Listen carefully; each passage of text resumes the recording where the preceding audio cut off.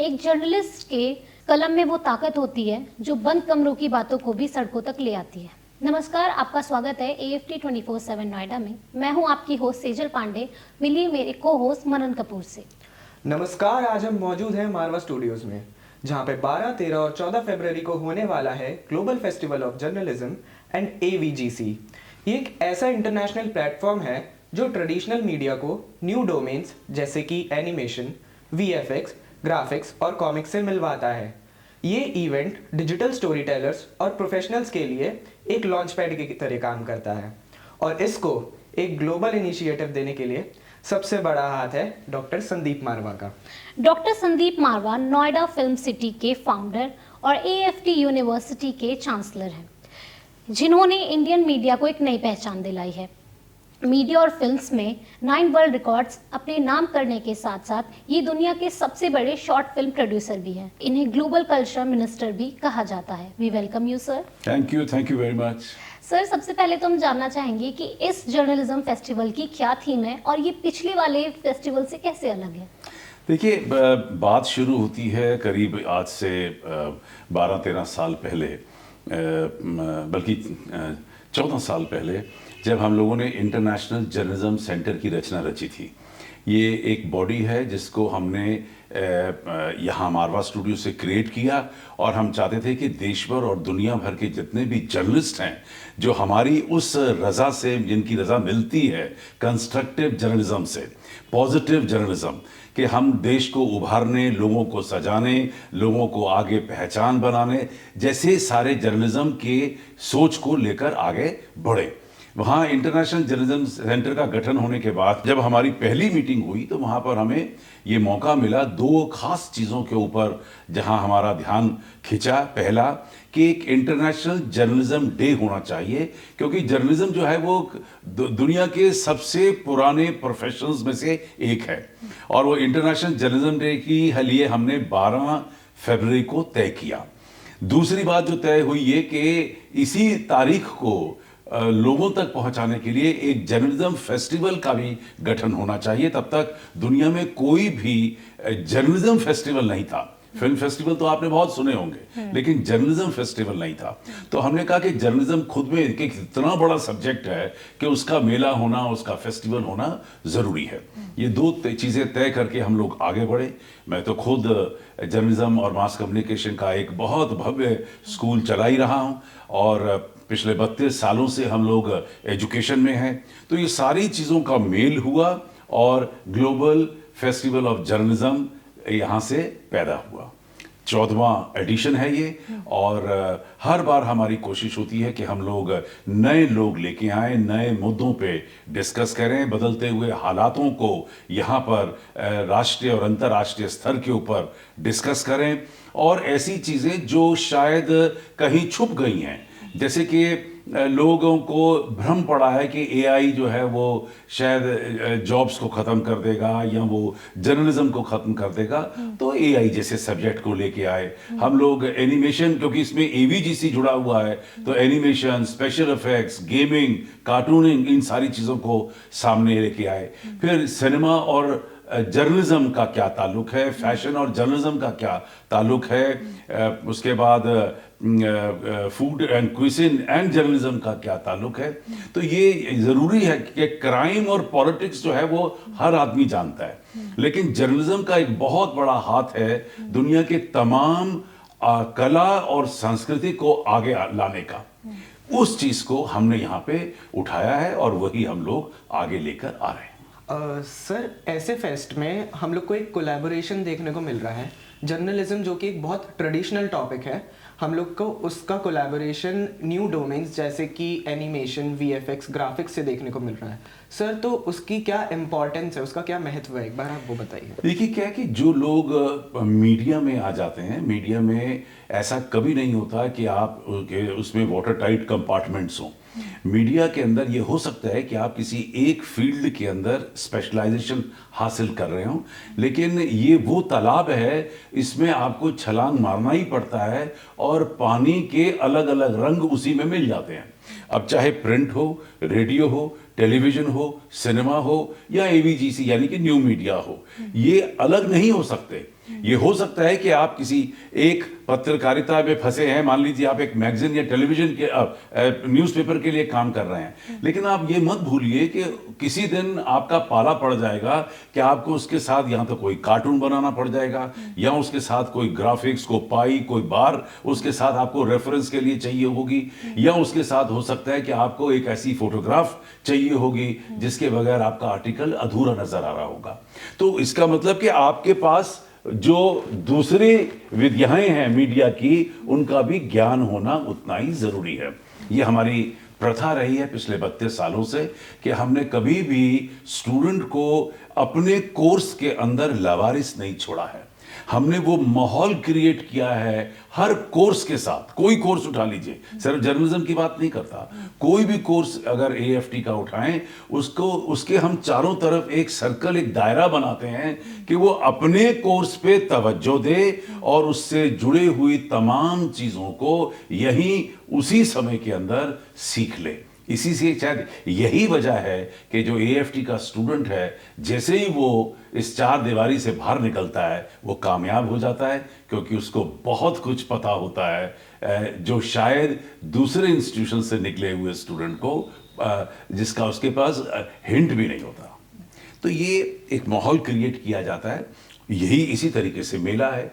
जब एवीजीसी की हम बात कर रहे हैं तो एवीजीसी में animation has become a very important part of the industry, और सबसे ज़्यादा इस वक्त जो तेज़ चल रहा है वो एवीजीसी चल रहा है। और अब अगर आपने अभी हाल ही में खबर सुनी हो तो भारत सरकार ने कई करोड़ों रुपया एवीजीसी को डेवलप करने के लिए नए संस्थान खोले हैं, और हम तो पिछले 5 साल से अपने मेले को एवीजीसी हम बोल रहे हैं।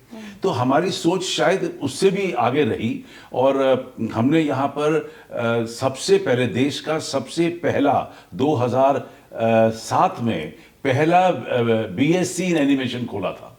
तो लोग ये हैरान हो रहे थे कि 3 महीने के जो कोर्सेज होते थे एनिमेशन के, तो 3 साल में आप क्या पढ़ाएंगे। तो हमने 2007 के अंदर ये हमारी रिसर्च सेंटर ने हमें बता दिया था कि आने वाले दिन के अंदर सारा मीडिया जो है वो कंप्यूटर सेंट्रिक हो जाएगा।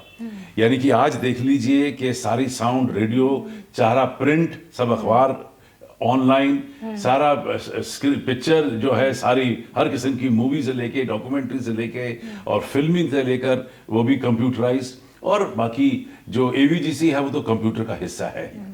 तो एक इंस्टीट्यूशन को समय से थोड़ा आगे चलना पड़ता है, और पढ़ते वक्त स्टूडेंट थोड़े परेशान हो सकते हैं कि हमें वो सब कराया जा रहा है जो शायद आज सिलेबस में नहीं है।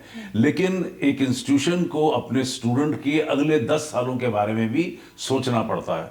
तो जो आने वाले समय में 3 साल, 4 साल, 5 साल के अंदर जो इंडस्ट्री में होने वाला होता है, उसको हम पहले ही अपने इंस्टीट्यूशन के अंदर बच्चों को किसी न किसी रूप में, ओरिएंटेशन के रूप में, प्रैक्टिकल के रूप में, नॉलेज के रूप में उन्हें प्रदान कर देते हैं। और यही वजह है कि जब 5 साल पहले हमने जब एवीजीसी जर्नलिज्म फेस्टिवल के साथ लगाया था तो लोग परेशान थे कि साहब ये क्या होता है। आज देखिए मुझे बड़ी खुशी है ये कहते हुए कि चारों तरफ से मुझे शाबाशी मिल रही है, चारों तरफ से मुझे कंग्रेचुलेशंस के मैसेजेस मिल रहे हैं कि साहब आप तो हमेशा ही पायनियर रहे हैं अपने काम में, जो हमें होना है।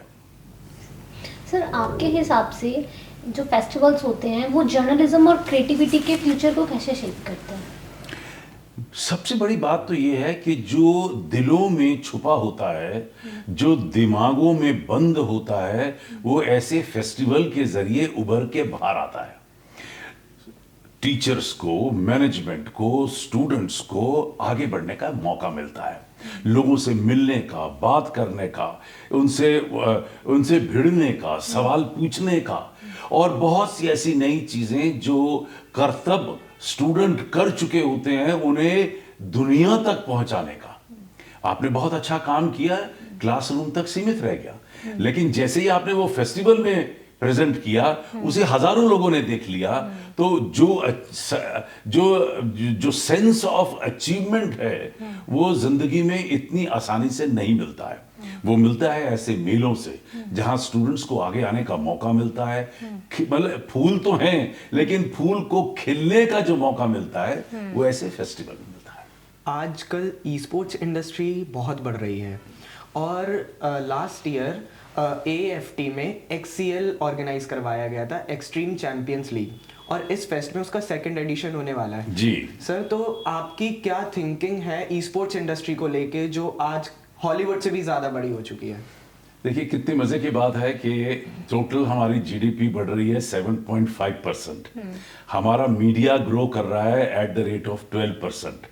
और जो AVGC which is gaming, which is a part of the AVGC, ये ग्रोथ कर रही है 24 से 30%। तो टोटल पूरे AVGC का, और खासतौर पे उसमें गेमिंग का जो पूरा कंसेप्ट है, वो इतना खूबसूरत ढंग से डेवलप हो रहा है कि उसके लिए सिर्फ भारत सरकार ही नहीं, दुनिया की सारी सरकारें जो हैं वो सोच रही हैं। ये हमारा सौभाग्य है कि दुनिया के किसी भी कोने में कोई भी अगर गेमिंग चल रही है, उसका काम हिंदुस्तान में आ जा रहा है। कि उसकी भी वजह है कि नंबर 1 कि हमारे यहाँ पर टेक्नीशियंस बहुत हैं, नंबर 2 टेक्नीशियंस जो हैं वो सस्ते रेटों पे भी, comparative to Europe and America, सस्ते रेटों पे मिल जाते हैं। और हम लोग यहाँ बैठकर हजारों की तादाद में ऐप बना रहे हैं। गेमिंग एक सेक्टर है। अब आप आइए तो हजारों ऐपों में मैनेजमेंट है, गेमिंग है, एजुकेशन है, मेडिकल है, टूरिज्म है, कमाल है। मतलब मैं तो दाद देता हूं कि हमारे हिंदुस्तानियों ने इस पूरे कंसेप्ट को इतनी जल्दी ग्रैस्प किया है, जिसकी वजह से पूरे भारत का नाम हो रहा है। मैं अपने दर्शकों को भी बताना चाहूँगा कि जर्नलिज्म फेस्टिवल एक नॉन प्रॉफिटेबल फेस्ट है, और आजकल जितने भी फेस्ट हो रहे हैं वो सारे कमर्शियलाइज्ड हो चुके हैं, सारे कमर्शियल बेसिस पे चल रहे हैं। सर, तो आज के दौर में भी आप जर्नलिज्म फेस्टिवल को नॉन प्रॉफिटेबिलिटी उसकी कैसे मेंटेन करके रखते हैं? देखिए, ये हमारा प्यार है हमारे इंडस्ट्री की तरफ, ये हमारा प्यार है अपने बच्चों की तरफ। हकीकत तो ये है कि आज हम भी किसी फेस्टिवल में जाते हैं तो बाहर हमें टिकट खरीदनी पड़ती है, पहले रजिस्ट्रेशन करानी पड़ती है, 1000 रुपए से लेके 10,000 रुपए तक की टोकन होता है 2 से 3 दिन के फेस्टिवल का। अगर हम लोग टोटल कॉस्ट वर्कआउट करें, कमर्शियल कॉस्ट वर्कआउट करें इन फेस्टिवल्स की जो हम लोग यहाँ करते हैं, ये इनकी वैल्यू भी तकरीबन करोड़ों रुपए की बन जाती है। लेकिन हकीकत तो ये कि क्योंकि ये हमारा ध्येय है, हमारा प्रिंसिपल है, हमारा मूल मकसद है कि हम इंडस्ट्री के ग्रोथ को देखना चाहते हैं, हम अपने बच्चों को यहाँ से ग्रो करते हुए देखना चाहते हैं, तो वो जो तमाम खर्चा है वो इंस्टीट्यूशन बेयर करता है, मारवा स्टूडियोज बेयर करता है, international chamber of media and entertainment industry जो है वो बेयर करता है। ये मेरा दायित्व बन जाता है। मैं दुनिया के सबसे बड़े मीडिया और एंटरटेनमेंट चैम्बर का अध्यक्ष हूँ, और अभी हाल ही में मुझे फिल्म फेडरेशन ऑफ इंडिया का वाइस प्रेसिडेंट भी नियुक्त किया गया है। और शायद इन तमाम डेजिग्नेशन के पीछे एक कारण ज़रूर रहा होगा, क्योंकि वो जानते हैं कि मैं फिलैंथ्रोपिस्ट नेचर का हूँ। मैं पैसे कमाने में कम और पैसे लुटाने में ज़्यादा विश्वास रखता हूँ। जो भी स्टूडेंट्स इस फेस्ट को अटेंड करते हैं, ये ग्लोबल फेस्ट है, इंटरनेशनल फेस्ट है।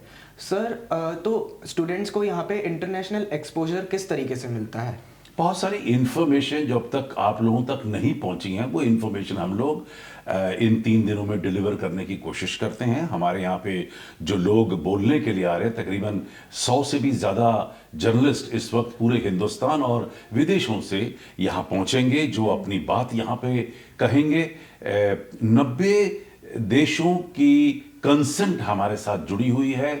जो खबर यहाँ बनेगी वो 90 देशों तक साथ के साथ पहुंच रही होगी, जबकि 162 मुल्कों के साथ हमारा टाई अप है आज की डेट में, जहां ये खबर निकल जाती है। और ऐसे फेस्टिवल के पीछे बहुत सारे कारण होते हैं। एक AFT जो कि इंटरनेशनल सीट ऑफ लर्निंग है, लोगों को पता चलना चाहिए कि भारत देश में नोएडा फिल्म सिटी में AFT जैसा अंतर्राष्ट्रीय संस्थान अंतर्राष्ट्रीय बात कर रहा है।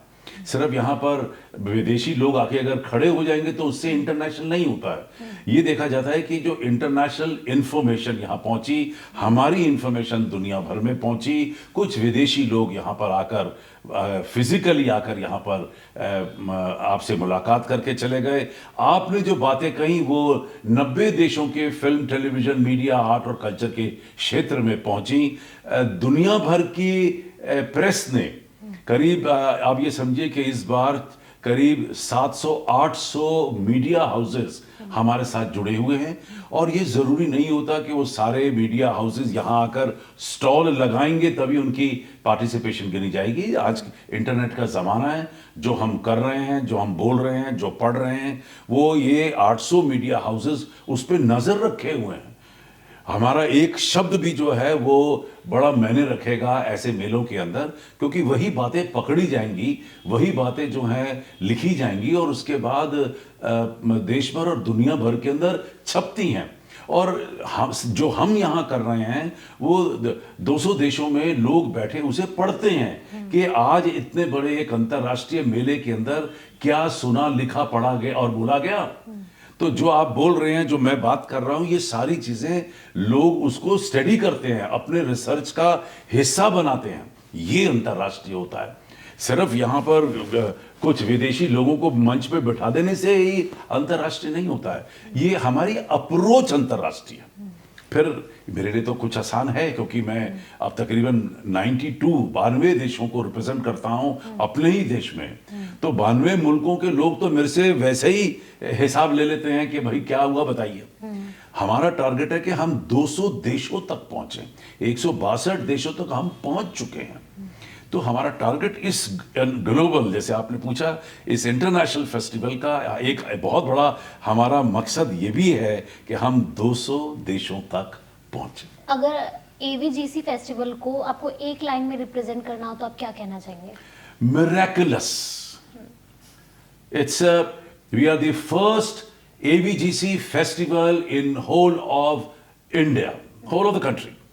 अब मुझे ये स्टैटिस्टिक्स चेक करने पड़ेंगे कि शायद हमसे पहले, क्योंकि हम तो 3-4 सालों से कर रहे हैं, हमसे पहले शायद 1 या 2 और हुए होंगे, जितना मुझे ध्यान आता है।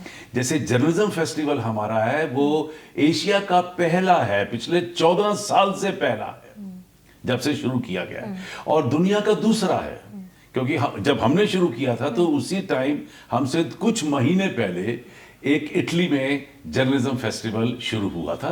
तो यही 2 ऐसे फेस्टिवल हैं जो दुनिया में चल रहे हैं। सर, कोई भी क्रिएटिव स्टूडेंट्स को जो इस फील्ड में हैं या नॉर्मल स्टूडेंट को भी आप एक कोई ऐसी सीख क्या देना चाहेंगे? कोई उन्हें स्किल क्या सीखनी चाहिए? आप क्या बताना चाहेंगे उन्हें? देखिए, जब तक आप जर्नलिज्म की बात करते हैं तो इस बात को बांध लीजिए कि कुछ भी, जितने भी स्टेटमेंट्स आती रहें, लेकिन जब तक सच्चाई नहीं होगी आपकी सोच में और आपके लिखने में, तब तक आप एक बहुत बड़े जर्नलिस्ट नहीं बन पाएंगे। और जहां एवीजीसी की बात आती है कि जब तक आप अपनी ऐप के ऊपर, अपने सॉफ्टवेयर के ऊपर बार बार प्रैक्टिस नहीं करेंगे, तब तक माहिरता प्राप्त नहीं होती, आप अंतर्राष्ट्रीय स्तर के आर्टिस्ट नहीं बन पाएंगे। तो मेरा आप सभी लोगों से निवेदन है कि ग्लोबल फिल्म फेस्टिवल जैसे इस फेस्टिवल में आके अपने आप को प्रोत्साहित करिए, अपने आप के अंदर एक नई एनर्जी पैदा करिए कि ऐसे एकमात्र फेस्टिवल के साथ जुड़कर ये आप अपने करियर को डेवलप कर रहे हैं, अपने कैरेक्टर को डेवलप कर रहे हैं। इन्हीं मेलों से आपको बहुत कुछ और सीखने के मिलता है। सब्जेक्ट तो सीखने को मिलता है, लेकिन जो ह्यूमैनिटी है, जो आपस का जो मेल जोल है, आपस की जो बातचीत, तौर तरीके और जिंदगी के रहने के और जो तौर और तरीके हैं, उनको भी सीखने का एक बड़ा हसीन मौका मिलता है। सर, आपका बहुत बहुत धन्यवाद। Thank you. आप बने रहिए AFT 24/7 नोएडा के साथ। मिलते हैं आपसे 12, 13 और 14 फरवरी को फेस्ट में।